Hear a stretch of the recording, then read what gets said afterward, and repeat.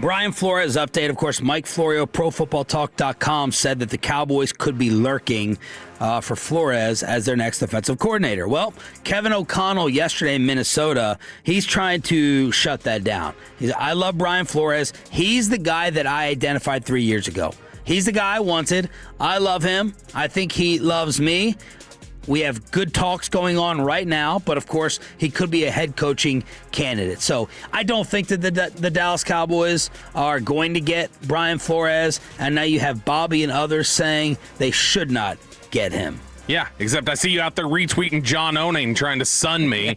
No, I love John. And I understand what John's point is. So John Owning from PFF and I were just going back and forth a little bit yesterday about the idea of the kinds of changes that you would need to make, and I'd referenced it already. Cody Alexander from Match Quarters, he had talked about it, of just you need Savone Revel's not playing next year if Brian Flores is here. Donovan Ezeraku might not be playing next year. Why?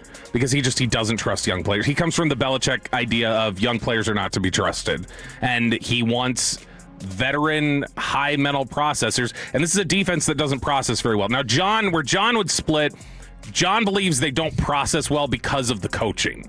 Like, so to him, he's like, I don't think these are just inept processors and communicators. They have a bad coach over them.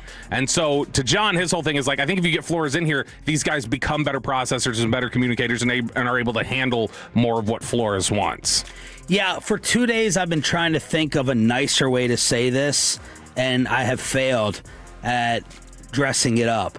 What you're basically saying or suggesting, Bobby, is that we would have to have a defensive IQ breakdown of our personnel before bringing in someone like Brian Flores. We're going to have to evaluate how smart or dumb certain guys are. I have no nicer way to say it. Football IQ, I guess. We have to measure, but really what I'm saying is this person, are these individuals, is that group, would they be smart enough to comprehend what he would be asking? Isn't that what this boils down to? Yeah. But I mean, that's so.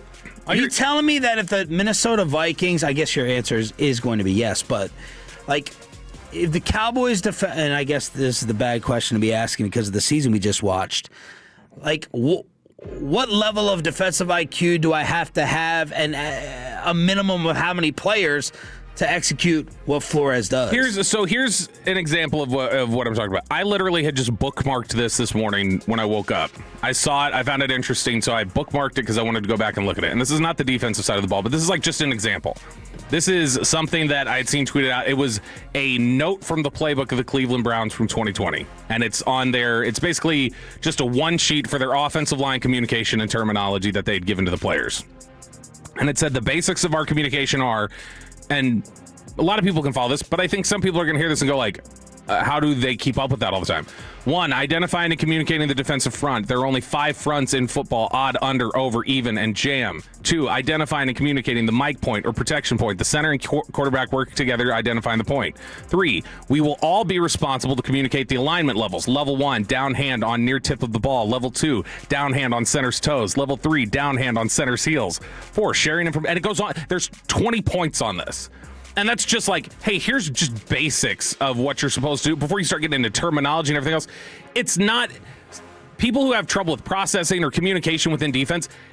It's not everybody's good at it in football. Like, it is something that's why it's such an impressive thing when Sean Lee knows everything, or whenever Leighton Vander Esch knows everything, or when they talk about Javonte Williams having an awareness of everything and how it operates. That's why it's impressive. So, yeah, when you've got Harrison Smith and Cameron Bynum and Byron Murphy and guys who are really high-level processors, that's why scouts a lot of times in certain teams, it's like, yeah, that's one of the things you have to look for. You have to look for processing, coachability, teachability, mental recall. Like, these are all things that you got to look out for.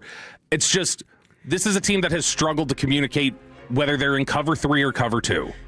Is it unfair to ask you, like, the top 5 most intelligent defensive players on the team? I can know certain guys are inside. DeMarvion Overshown is, I know the way that he, like, they talk about the way that he processes and the way that he does things. Kenny Clark gets high marks for that. You can watch the guy who consistently gets high marks from people when you talk to the team in the secondary, who maybe gets killed publicly, that people on the team will tell you, like, no, he knows what he's doing, is Malik Hooker. Is that they'll say Hooker generally knows where things are, where guys are supposed to be, is really good at communicating that. So I just think at the corner position specifically, they've had issues communicating what they're doing. Cody Alexander did tweet, Jerry is not buying Flores a brand new six-pack. You'll move to a 3-4 in year one. The two linebackers you probably want to keep are both 220. Not ideal for this defense. Diggs and Wilson gone. Okay, who are you bringing in? Who is your Mike? The Vikings defense you see today was 3 years in the making. Are y'all that patient?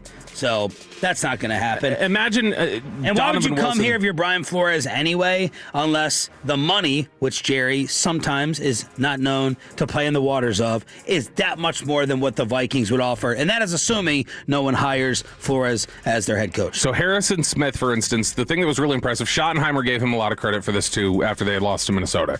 Harrison Smith is standing at the safety position to start the snap, or when they break the huddle. He will then walk down to the line of scrimmage, and he's giving you the look like he might blitz. Well, you're trying to get him to commit and show what he's going to do before you snap the ball. He doesn't fall for cadence very easily. So he walks it up, and then the ball snapped, and sometimes he goes. Sometimes he drops to the middle. Sometimes he drops to, bracket a receiver. It's the ability to be on top of that and process it and know, like, that's just one aspect of it that you wouldn't trust your current safeties with.